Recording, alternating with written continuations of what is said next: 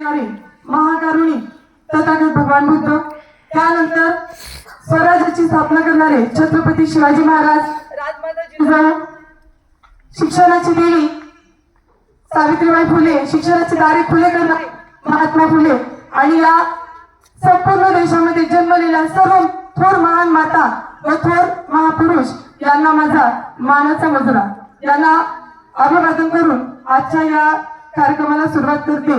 तर बघा, तांदूळ शिजतात त्याला भात म्हणतात, तांदूळ शिजतो त्याला भात म्हणतात, सूर्य उगवतो त्याला सकाळ म्हणतात, तांदूळ शिजतो त्याला भात म्हणतात आणि सूर्य उगवतो त्याला सकाळ म्हणतात। आणि ज्या 18 पगड जातीला एकत्र घेऊन 6647 जातींना एकत्र करून एका संविधानामधून सर्वांना अधिकार दिला, त्यांना घटनेचे शिल्पकार, घटनापती, संविधानाचे शिल्पकार डॉक्टर बाबासाहेब आंबेडकर म्हणतात, डॉक्टर बाबासाहेब आंबेडकर म्हणतात। तर अशा या डॉक्टर बाबासाहेब आंबेडकर यांचा जन्म 14 एप्रिल 1891 रोजी महुगाव या गावात झाला। मध्य प्रदेशातील एक छोटस गाव आहे महुगाव, त्या गावामध्ये झाला।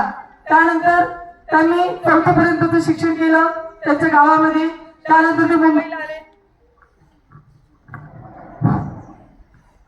आणि त्यांचं जे शिक्षण आहे ते शिक्षण या जगामध्ये कदाचितच कुणी घेतलं असेल एवढं आहे। तर बघा, मला त्यांचं शिक्षण जी माहिती आहे मी तुम्हाला सांगते।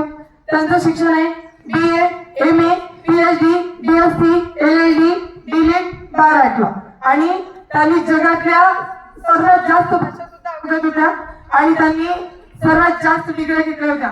8 वर्षाची कोर्सेस ते केवळ 2 वर्षामध्ये पूर्ण करायची आणि त्यांचं जास्तीत जास्त शिक्षण हे परदेशामध्ये झालेलं आहे। इंग्लंडला, अमेरिकेला अशा अनेक देशांमध्ये जाऊन त्यांनी शिक्षण घेतलेलं आहे।